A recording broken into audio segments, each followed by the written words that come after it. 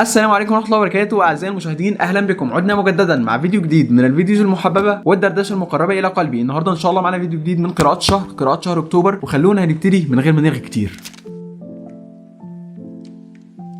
والكتاب الاول في قراءات هذا الشهر هو الكتاب الرائع مسلكيات لدكتور ابراهيم بن عمر السكران. وبالمناسبه دي اعاده قراءه للكتاب. دكتور ابراهيم بيقول لك انه لفت انتباهه كثره اقتران مفردتي العلم والايمان في القران الكريم، وقال الذين اوتوا العلم والايمان يرفع الله الذين امنوا منكم والذين اوتوا العلم درجات. وللسبب ده دكتور ابراهيم حب ان هو يشارك تاملاته بخصوص الموضوع ده في سوره كتاب اسمه مسلكيات، اللي بيناقش مسلكيات العلم ومسلكيات الايمان. والكتاب في المقام الاول تقدر تقول ان هو متوجه لطلبه العلم، ولو بصيت على الفهرس هتلاقي ان الكتاب متقسم لقسمين، قسم العلم وقسم الايمان، والفصول متسميه بعناوين ضبابيه تخليك تتساءل يا ترى ايه الموجود جوه الفصول دي: جسر التعب، مأزق المترقب، الباس العجز، جبة الحكمه، صفاء الانبجانيه، وهكذا. وخلونا مثلا ناخد الفصل الاول اللي هو جسر التعب ونشوف ايه الافكار بتاعه الكتاب. واللي بالمناسبه افكار الكتاب متنوعه، كل فصل بيناقش فكره مختلفه لكنها كلها بتصب في نفس النهر ونفس الفكره اللي هي اهميه التسلح بسلاح العلم وسلاح الايمان. في اول فصل من فصول الكتاب دكتور ابراهيم بيؤكد على حقيقه مهمه جدا، الا وهي انه الراحه لا تدرك بالراحه، وانه النعيم لا يدرك بالنعيم. ودي حقيقه راسخه في الدين. حفت الجنه بالمكاره زي ما قال النبي عليه الصلاه والسلام. وعلماء وائمه الاسلام كانوا مدركين للحقيقه دي بشكل قوي، وطبعا بنشوف اثر ده في مؤلفاتهم وانجازاتهم العلميه. مثلا الجمله الشهيره لابن القيم: الكمالات كلها لا تنال الا بحظ من المشقه، ولا يعبر اليها الا على جسر من التعب. وطبعا للاسف احنا بعيد قوي عن الكلام ده، وحتى الواحد فينا اللي بيبقى عنده هدف او غايه عايز يحققها ويشتغل عليها، بمجرد ما يشتغل بيصطدم بصخره الواقع ويكتشف صعوبه الامر. الغايات العظيمه بتحتاج همه عاليه جدا، وزي ما قال الكتاب انه الخطط والاهداف بتاعتنا هي فوق الصخور، لكن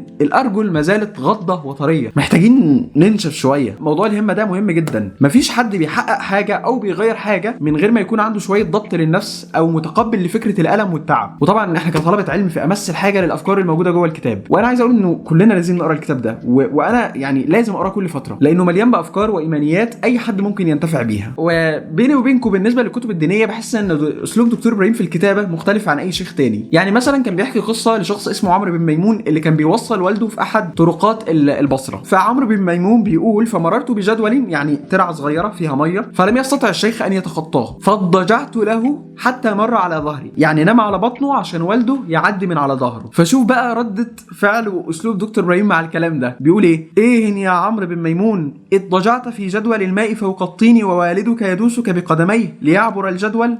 أكنت يا عمرو بن ميمون أحد أنواع البلاغة البشرية التي يتحدث عنها قول الله: واخفض لهما جناح الذل؟ فده أسلوب دكتور إبراهيم السكران. إيه يا عمرو بن ميمون. طبعا كلام رائع، والكتاب كله رائع عامة الحقيقة. ولو ما قريتش كتاب مسلكيات فأنت لازم تقراه، وعامة أنت لازم تقرا كتب دكتور إبراهيم بن عمر السكران. وخلونا ننتقل على الكتاب اللي بعد كده. الكتاب الثاني والثالث هما نفس الكتاب لكن جزئين منفصلين: البخاري المفترى عليه الجزء الاول، والبخاري المفترى عليه الجزء الثاني، للشيخ محمد نجيب المطيعي. وانا كنت اخدت الكتابين دول هديه مع مجله الازهر، يعني الجزء الاول اخدته مع المجله في شهر، والشهر اللي وراه اخدت الجزء الثاني. وبالمناسبه انا بشوف مجله الازهر دي لقطه بجد، يعني انت بتشتريها ب5 جنيه وبيجي معاها كتابين هديه. طبعا مش كل شهر الكتب بتكون مثيره للاهتمام، لكن بنسبه كبيره بيكون في كتب قيمه الحقيقه وطبيعتها حلوه وب5 جنيه، فما تفوتوش فرصه ان انتوا تجيبوا مجله الازهر. وبالنسبه للكتابين دول فهم مجموعه مقالات كتبهم الشيخ محمد نجيب المطيعي بيرد فيها على الناس اللي بيسيئوا وبيشككوا في الامام البخاري رحمه الله. وطبعا المقالات ديت من زمان، يعني الشيخ محمد نجيب متوفي سنه 1986، لكن مجله الازهر ربنا يبارك فيهم جمعوا المقالات دي في صوره كتاب. والكتاب او المقالات دي بتناقش احاديث تم التشكيك فيها بحجه انه ازاي الرسول عليه الصلاه والسلام ممكن يقول الكلام ده، او انه الكلام غير منطقي. وطبعا كل ما في الامر انه ده عدم فهم من الشخص اللي بيحاول يشكك او اللي هو بيعترض. والكتاب بقى بيوريك الاعتراضات دي، وانت هتستغرب ازاي حد من المفترض انه مثقف وبينور الناس يعترض اعتراضات زي دي. لكن هو ده الحال، ناس كتير بتتكلم في الدين وناس كتير بتعترض على حاجات في الدين من غير ما يكون عندهم اساسيات العلم، فربنا يعافينا. المهم ان المقالات هتحس ان فيها شويه حده، وهتحس ان الكاتب منفعل وبيزعق، وده شيء مفهوم الحقيقه. لكن مع كثره المقالات هتحس ان الموضوع مبالغ فيه، والمبالغه دي مش بسبب الشيخ. هو الفكره ان الشيخ كان بيكتب مقال كل فتره بيتصدى فيه لحد بيعترض على حديث معين، فهتلاقي ان الشيخ بيبتدي في مقالاته انه في بعض من يسمي نفسه تنويريا ومش عارف ايه، وهيبدا ان هو يعنف الشخص اللي بيعترض. فلما تقرا المقالات دي مره واحده او ورا بعض على طول هتحس ان الكتاب كله تعنيف او زعيق كده والكلام العلمي قليل. وده ناتج من فكره ان دي كانت مقالات منفصله بتنزل كل فتره وتم جمعها في صوره كتاب، فده الشيء اللي بيوصل الاحساس ده وبس. خلونا ننتقل على الكتاب اللي بعد كده. The fourth book is the famous one, Atomic Habits for James Clear. And actually this is the second time to read that book. The first time I read the Arabic version, and this month I read the English version. And really this book helped me a lot, specifically in building the habit of reading and acquiring the identity of a reader. And this book tells us that every small change, whatever it is, maybe it's just like 1%, but this 1% can change your life. And this reminds us of the mathematical equation that says 1 power 365 equals 1, but 1.01 power 365 equals 38.7. So this book is considered one of the best books that can help you create new habits and get rid of the old and bad ones. And as I told you before, I wasn't a person who used to read a lot, but after reading that book, I decided that I should read just one page every day as a way of building discipline and creating the identity of a reader. And by the time the number of pages increased, and now I can easily read a book every week. And by the way, I have made a summary for that book 2 years ago, but I don't recommend watching it. So I highly recommend reading that book, Atomic Habits for James Clear. And let's move to the next book.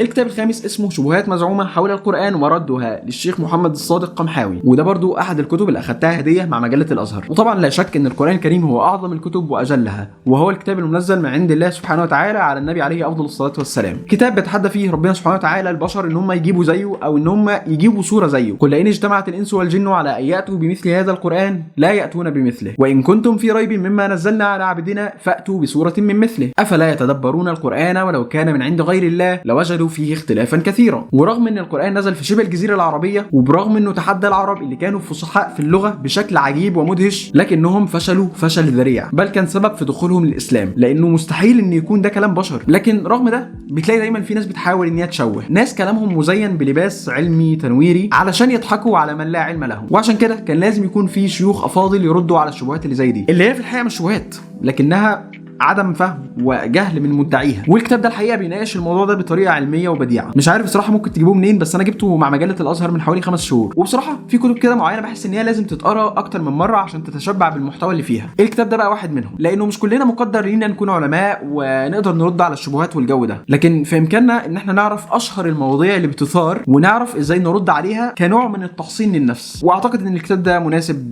في الجانب ده، وان شاء الله يعني هقراه اكتر من مره. الكتاب السادس هو رواية ترنيمة سلام لأحمد عبد المجيد، وكان سبب قراءتي للرواية دي هو إنه الشيخ أنس كان رشحها في أحد الدورات، فقلت بقى إيه دي أكيد رواية رائعة. وبالفعل الرواية كانت مميزة جدا الحقيقة في فكرتها وفي الإحساس اللي بتوصله لك وفي النتيجة اللي هتوصل لها في الآخر. ممكن في البداية كنت مستغرب ومش حاسس إن في أي حاجة مميزة في الرواية، كل اللي أنا شايفه إن بطل القصة شخصية مثيرة للشفقة جدا وشخصية سيئة الطباع، فمش ده اللي كنت متوقعه. لكن التحول اللي بيحصل في الرواية فاجئني جدا الحقيقة. الرواية بتبتدي بتساؤل بتتبني عليه أهم أحداث القصة. إحنا كبشر بتجيلنا لحظات بنحس فيها ان احنا خفاف وبنرفرف، لحظات نادره في حياتنا بنحس ان احنا مطمئنين وعندنا سلام نفسي مش طبيعي، بنلاقي نفسنا بنحب الناس اللي حوالينا وبنحب لهم الخير. فالسؤال هو هل احنا كبشر نقدر نفضل في نفس الحاله دي؟ وايه هو الحل للسلام النفسي الدائم؟ سؤال وجود الحقيقه، وده اللي الروايه بتحاول ان هي تجاوب عليه عن طريق قصه لشخص حياته بتتدهور وبتوصل لاقصى درجات الاحباط والياس، لكن مع شويه احداث وشخصيات بيظهروا في حياته بياخد خطوه في ان هو يمشي في طريق السلام النفسي، واللي بالفعل بيوصل لمرحله عجيبه جدا اللي قد تبدو فيها بعض المبالغه. لكن انت بتقرا روايه عامه، يعني فكره الروايه واخده الطابع الصوفي شويه، وكل واحد حسب ما بيشوف الصوفيه عامله ازاي او منظوره ايه تجاهها. لكن احد الافكار اللي بتمثل علامه استفهام بالنسبه لي هي مقوله ذكرت على لسان شخصيه حكيمه في القصه، بيقول ايه: ما اشد غرورنا نحن البشر، نعتقد اننا الفاعلون، اصحاب الاراده الحقيقيه. انت لم تفعل شيئا يا عزيزي، انت كنت الشيء الذي ساعد على تجلي افعال اراده أعلى وأعظم منك. إرادة أرادت لصديقنا العجوز أن ينهض بيسر فسخرتك لتساعده في ذلك. حينما يشتعل القش بالنار هل كان ذلك بسبب وجود جذوة نار بجواره؟ العقل سيقول نعم، أنت وأنا سنقول نعم، هكذا تجري الأمور. لكن الحقيقة أن القش أريد له أن يشتعل، وكان لابد من وجود سبب يتيح لعقولنا استيعاب الأمر، وإلا ما كنا لنفهم شيئا لو اشتعل القش من نفسه فجأة أمام أعيننا. بصراحة مش عارف هل الكاتب قصده يقول إنه الأمور كلها حتمية وإنه إحنا مسيرين مش مخيرين. عندي علامات استفهام، ممكن ما يكونش قصده ده، بس الموضوع أثار انتباهي في أول مرة قريت الجملة دي. ولكن على كل الرواية مميزة الحقيقة، وبتحاول إنها كده إيه توصل لأعماق النفس الإنسانية، وأنا استمتعت واتبسطت بيها الحقيقة.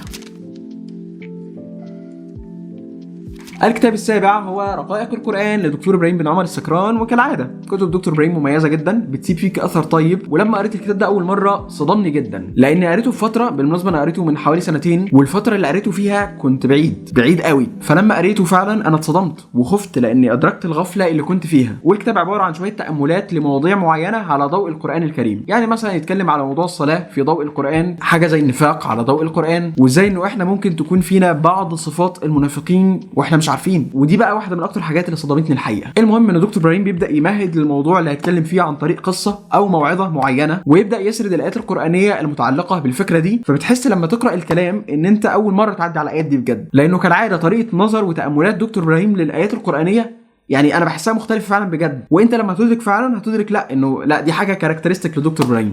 وبس ده كان فيديو النهارده، ودي كانت قراءات شهر اكتوبر.